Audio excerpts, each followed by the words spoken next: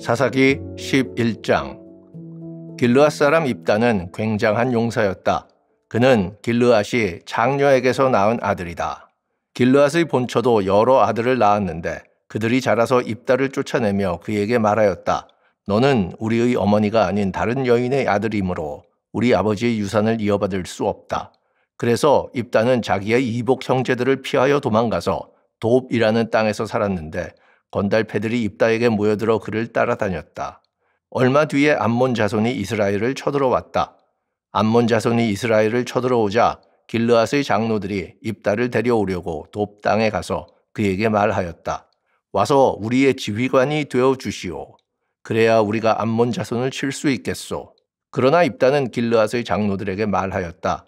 당신들이 나를 미워하여 우리 아버지 집에서 나를 쫓아낼 때는 언제이고 어려움을 당하고 있다고 해서 나에게 올 때는 또 언제요? 그러자 길르앗의 장로들이 입다에게 대답하였다. 바로 그렇기 때문에 우리가 당신을 찾아온 것이요.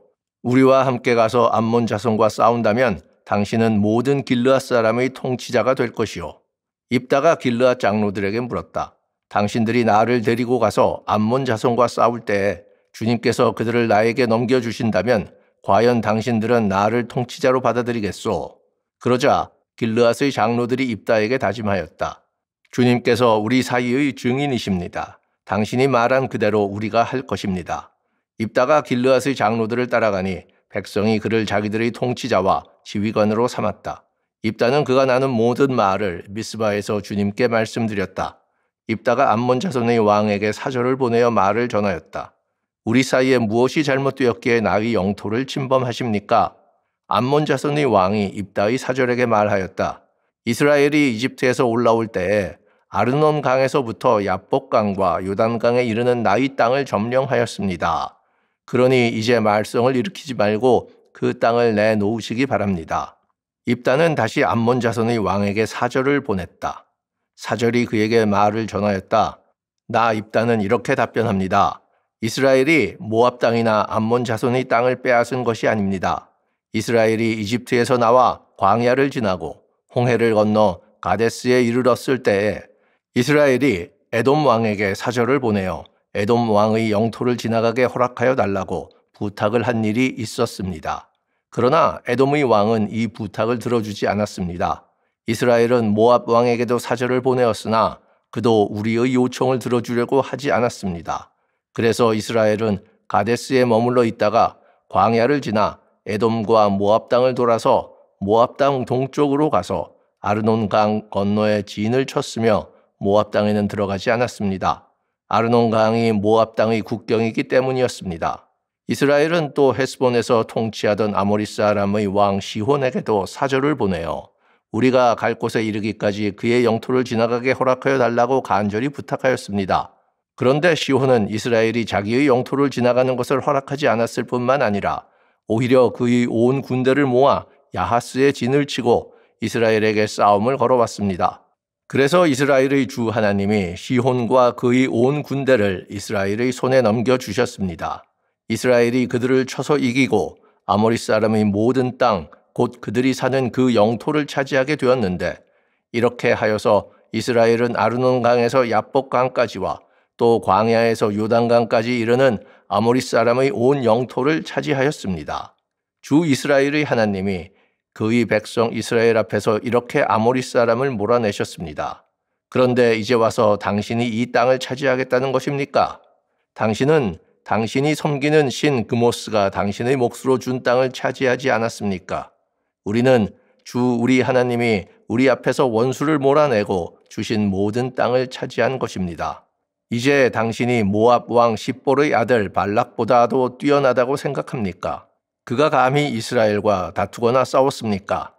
이스라엘이 헤스본과 그 주변 마을과 아로엘과 그 주변 마을과 아르논 강변의 모든 성읍에 300년 동안이나 살았는데 왜 당신은 그 동안에 이 지역들을 되찾지 않았습니까? 나로서는 당신에게 잘못한 것이 전혀 없는데도 당신이 나를 해치려고 쳐들어왔으니 심판자이신 주님께서 오늘 이스라엘 자손과 암몬 자손 사이를 판가름해 주실 것입니다. 그러나 암몬 자손의 왕은 입다가 자기에게 전하여 준 말에 전혀 귀를 기울이지 않았다. 주님의 영이 입다에게 내렸다. 그는 길르앗과 므낫세 지역을 돌아보고 길르앗의 미스바로 돌아왔다가 길르앗의 미스바에서 다시 암몬 자손이 있는 쪽으로 나아갔다. 그때에 입다가 주님께 서원하였다. 하나님이 암몬 자손을 내 손에 넘겨주신다면 내가 암몬 자손을 이기고 무사히 돌아올 때에 누구든지 내 집 문에서 먼저 나를 맞으러 나오는 그 사람은 주님의 것이 될 것입니다. 내가 번제물로 그를 드리겠습니다. 그런 다음에 입다는 암몬 자손에게 건너가서 그들과 싸웠다. 주님께서 그들을 입다의 손에 넘겨주시니 그는 아로엘에서 민닛까지 20성읍을 쳐부수고 아벨그라밈에서 크게 무찔렀다. 그리하여 암몬 자손은 이스라엘 자손 앞에 항복하고 말았다. 입다가 미스바에 있는 자기 집으로 돌아왔을 때에 소구를 치고 춤추며 그를 맞으려고 나오는 사람은 바로 그의 딸이었다. 그는 입다의 무남 동료였다. 입다는 자기 딸을 보는 순간 옷을 찢으며 부르짖었다. 아이고 이 자식아, 내가 이 아버지의 가슴을 후벼 파는구나. 나를 이렇게 괴롭히는 것이 하필이면 왜 너란 말이냐. 주님께 서원한 것이어서 돌이킬 수도 없으니 어찌한단 말이냐. 그러자 딸이 아버지에게 말하였다. 아버지께서 입으로 주님께 서원하셨으니 서원하신 말씀대로 저에게 하십시오. 이미 주님께서는 아버지의 원수인 암몬 자손에게 복수하여 주셨습니다. 딸은 또 아버지에게 말하였다. 한 가지만 저에게 허락하여 주시기 바랍니다. 2달만 저에게 말미를 주십시오. 처녀로 죽는 이 몸, 친구들과 함께 산으로 가서 실컷 울도록 해주시기 바랍니다. 입다는 딸더러 가라고 허락하고 2달 동안 말미를 주어 보냈다. 딸은 친구들과 더불어 산으로 올라가서 처녀로 죽는 것을 슬퍼하며 실컷 울었다. 2달 만에 딸이 아버지에게로 돌아오자 아버지는 주님께 서원한 것을 지켰고 그 딸은 남자를 알지 못하는 처녀의 몸으로 죽었다. 이스라엘에서 한 관습이 생겼다. 이스라엘 여자들이 해마다 산으로 들어가서 길르앗 사람 입다의 딸을 애도하여 나흘 동안 슬피 우는 것이다. 사사기 12장. 에브라임 지파 사람이 싸울 준비를 하고 요단강을 건너 사본으로 와서 입다에게 말하였다. 너는 왜 암몬 자손을 치러 건너갈 때에 우리를 불러 같이 가지 않았느냐? 우리가 너와 네 집을 같이 불태워 버리겠다. 그러자 입다가 그들에게 말하였다. 나와 나의 백성이 암몬 자손과 힘겹게 싸울 때에 내가 너희를 불렀으나 너희는 나를 그들의 손에서 구하여 주려고 하지 않았다. 너희가 구하러 오지 않는 것을 보고 내가 목숨을 걸고 암몬 자손에게 쳐들어가니 주님께서는 그들을 나의 손에 넘겨주셨다. 그런데 어찌하여 오늘 너희가 이렇게 올라와서 나를 대항하여 싸우려고 하느냐? 입다는 길르앗 사람들을 모두 불러 모아 에브라임 지파 사람들과 싸워 무찔렀다. 에브라임 사람들은 평소에 늘 길르앗 사람들을 보고 너희 길르앗 사람은 본래 에브라임에서 도망친 자들이요 에브라임과 므낫세에 속한 자들이다 하고 말하였다. 길르앗 사람들은 에브라임 사람을 앞질러서 요단강 나루를 차지하였다. 도망치는 에브라임 사람이 강을 건너가게 해달라고 하면 길르앗 사람들은 그에게 에브라임 사람이냐고 물었다. 그가 에브라임 사람이 아니라고 하면 그에게 슈볼렛이라는 말을 발음하게 하였다. 그러나 그가 그 말을 제대로 발음하지 못하고 시볼렛이라고 발음하면 길르앗 사람들이 그를 붙들어 요단강 나루터에서 죽였다. 이렇게 하여 그때에 죽은 에브라임 사람의 수는 42,000이나 되었다. 길르앗 사람 입다는 6해 동안 이스라엘의 사사로 있었다. 입다는 죽어서 길르앗에 있는 한 성읍에 묻혔다. 그 뒤에 베들레헴의 입산이 이스라엘의 사사가 되었다. 그에게는 아들 30명과 딸 30명이 있었는데 딸들은 다른 집안으로 출가시키고 며느리들도 다른 집안에서 30명을 데려왔다. 그는 7해 동안 이스라엘의 사사로 있었다. 입사는 죽어서 베들레헴에 묻혔다. 그 뒤에 스불론 사람 엘론이 이스라엘의 사사가 되었다. 그는 10년 동안 사사로 있으면서 이스라엘을 다스렸다. 스불론 사람 엘론이 죽어서 스불론 땅에 있는 아얄론에 묻혔다. 그 뒤에 비라돈 사람 힐렐의 아들 압돈이 이스라엘의 사사가 되었다. 그에게는 40명의 아들과 30명의 손자가 있었는데 그들은 나귀 70마리를 타고 다녔다. 그는 8해 동안 사사로 있으면서 이스라엘을 다스렸다. 비라돈 사람 힐렐의 아들 압돈은 죽어서 아말렉 사람의 산간 지방에 있는 에브라임의 땅 비라돈에 묻혔다. 사사기 13장. 이스라엘 자손이 다시 주님께서 보시는 앞에서 악한 일을 저질렀다. 그래서 주님께서는 그들을 40년 동안 블레셋 사람들의 손에 넘겨주셨다.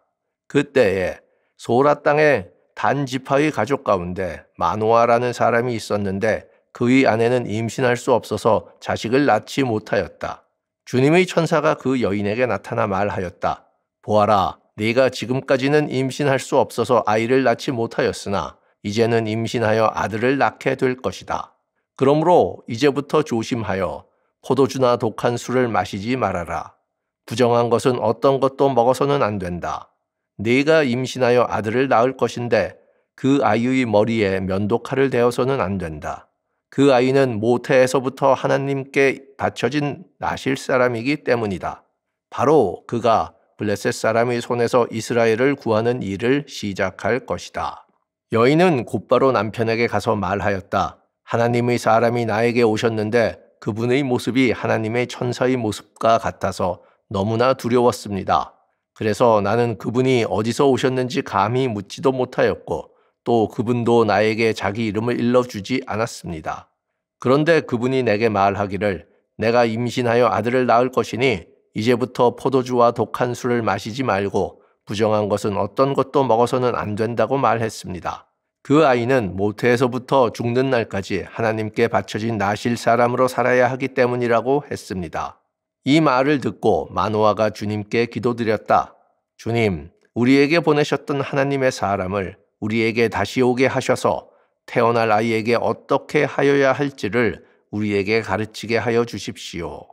주님께서 마노아의 기도를 들어주셔서 주님의 천사가 다시 여인에게 왔다.